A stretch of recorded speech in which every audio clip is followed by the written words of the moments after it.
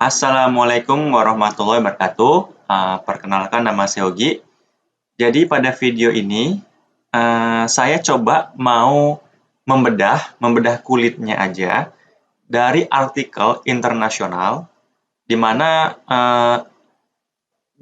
artikel internasional ini dipublish di jurnal International Journal of Managerial and Financial Accounting.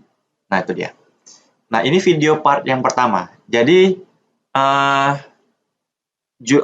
untuk bahan yang akan saya jelaskan, jurnal, papernya atau artikelnya, teman-teman bisa akses di website www.statcoma.com.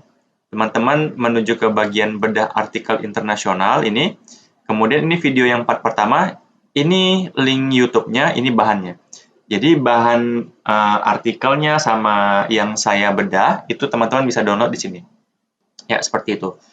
Jadi kita akan coba membedah artikel di jurnal internasional di jurnal International Journal of Managerial and Financial Accounting. Di sini kata kuncinya di sini ada market value of stock price, ROA, DR, DY, TV, sama PER. Mana artikelnya? Ini yang akan kita bedah. Artikelnya ini dia. Jadi artikelnya adalah, ini judulnya, The Association Between Accounting Disclosures and Stock Market Price, an Empirical Study on Jordanian Commercial Bank. Ya, judulnya seperti ini. Dari sini, kalau kita bedah abstraknya, ini dia variabel yang dia gunakan. Tapi sebelumnya, artikel ini ya, kalau teman-teman mau lihat alamatnya ini dia. Teman-teman bisa akses di sini. Ya. Ini International Journal of Managerial and Financial Accounting. Jadi penulisnya itu namanya Muhammad Alatwan sama Yasar Satnawi. Ya, teman-teman bisa akses di sini untuk artikelnya atau di sini. Nah, di sini juga ada nih Muhammad Alatwan sama siapa? Yasar Satnawi, seperti itu. Nah, ini kan nama jurnalnya kan International Journal of Managerial and Financial Accounting. Jurnal ini kalau kita lihat di Simago ini, ternyata kita cek jurnal ini terindeks Scopus ya. Terindeks Scopus, dia termasuk ke bagian ini dia, Q3 ya, kuartil ketiga. Jadi Scopus Q3. Teman-teman bisa cek sendiri, tinggal ketik nama jurnalnya yang tadi seperti itu. International Journal of Managerial and Financial Accounting. Jadi jurnal yang tadi itu ya. Nah, ini dia apa namanya? Ini kan Managerial and Financial Accounting ini dia. Jadi dia terindeks Scopus Q3. Nah, kita balik lagi ke artikelnya. Nah, di sini judulnya seperti ini, tapi kalau sepintas kalau kita baca, oh ternyata variabel yang jelas di sini ada stock market price atau bahasa mudahnya harga saham lah, seperti itu.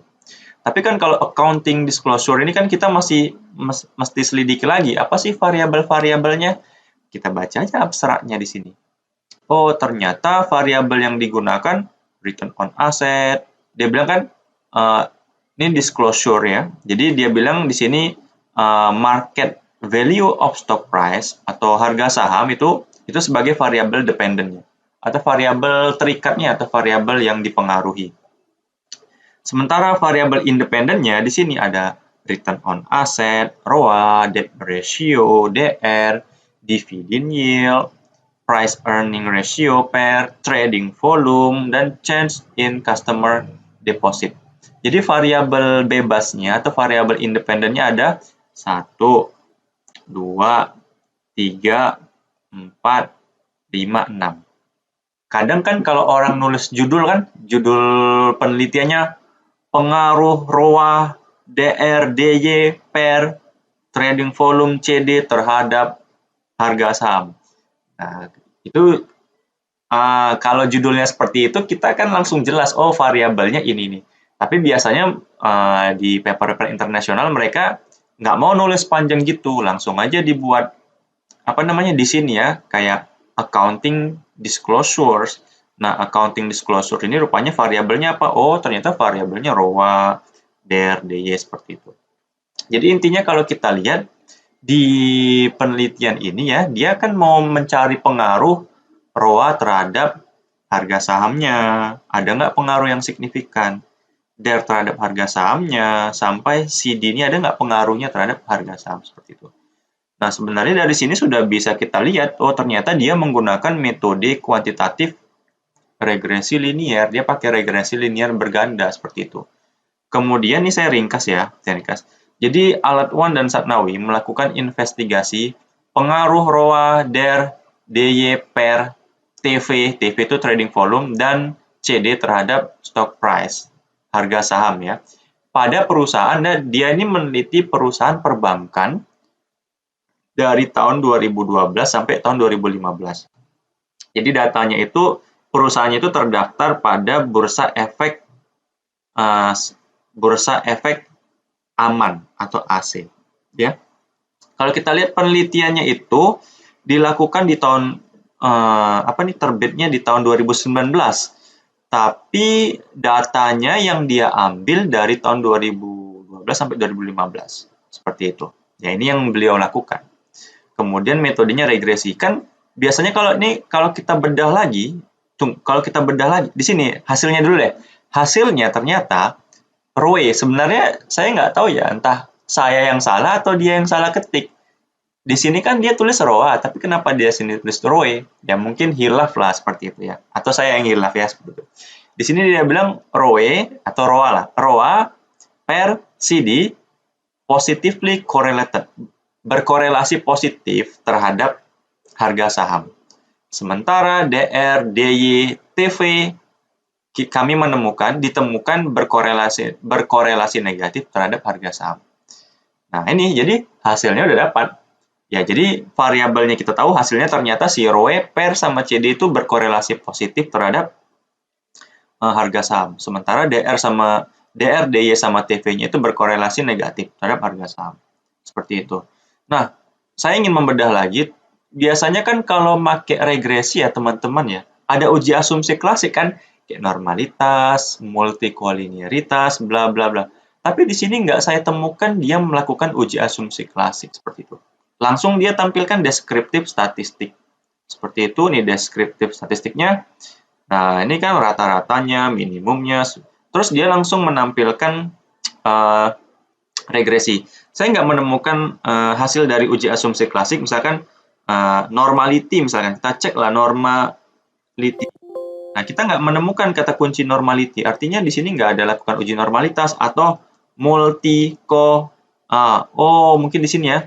Before discussing the independent variable regression result, we should mention result show. Hasil uji multikolinearitasnya ada dia nyatakan. Di sini hasil menunjukkan bahwa tidak ada terjadi multikolinearitas. Oke, dia menampilkan hasil uji multikolinearitasnya pakai uji FIF ya. Tapi hasil uji normality-nya nggak saya temukan, atau hasil uji heteroskedastisitas. Nah, nggak ada. Cuman dia hanya menampilkan dia hanya memberikan informasi multikolinearitasnya aja, seperti itu. Dan kemudian saya coba bahas lagi dari hasilnya nih dia. Ini hasil dari regresinya. Kalau kita lihat dari nilai R-square-nya cukup tinggi ya, 0,921. Artinya ROA, DY, DR, CD per TV itu mampu menjelaskan variabel harga sahamnya 92,1%. Seperti itu. Sementara kalau kita lihat variabelnya signifikan semua. Ya, kalau kita gunakan 0,1 tingkat signifikansinya semua signifikan. Tapi kalau kita gunakan 0,05 sebagai tingkat signifikansinya, maka si DR itu nggak signifikan. Karena masih di atas 0,05. Di sini kita bisa lihat ROA-nya berpengaruh positif ya, karena positif, CD-nya positif, PR-nya positif. Sementara DY, DR sama TV-nya negatif, seperti itu. Dan kira-kira seperti itu sih sudah saya ringkas di sini ya hasilnya. Teman-teman bisa download bahan saya ini tadi di website statcomat.com yang ini tadi. Ya mungkin saya hanya bisa ngasih ternyata biasanya kan kalau pakai regresi ada uji normalitas, di sini nggak ada seperti itu. Sebenarnya saya nggak bilang menyalahkan atau apa. Kadang pun di ini kan kita baru baca satu paper. Kalau kita baca 100 paper ya pasti beda-beda. Ada yang menampilkan asumsi klasik, ada yang enggak seperti itu. Tapi saya nggak berani menyalahkan. Yang jelas inilah yang beliau tuliskan seperti ini. Oke teman-teman, semoga bermanfaat. Mungkin ini bisa menjadi referensi ya untuk bahan kalian nulis nulis skripsi, tesis, teman-teman bisa membaca atau mengadopsi referensi dari sini untuk penelitiannya. Semoga bermanfaat. Assalamualaikum warahmatullahi wabarakatuh.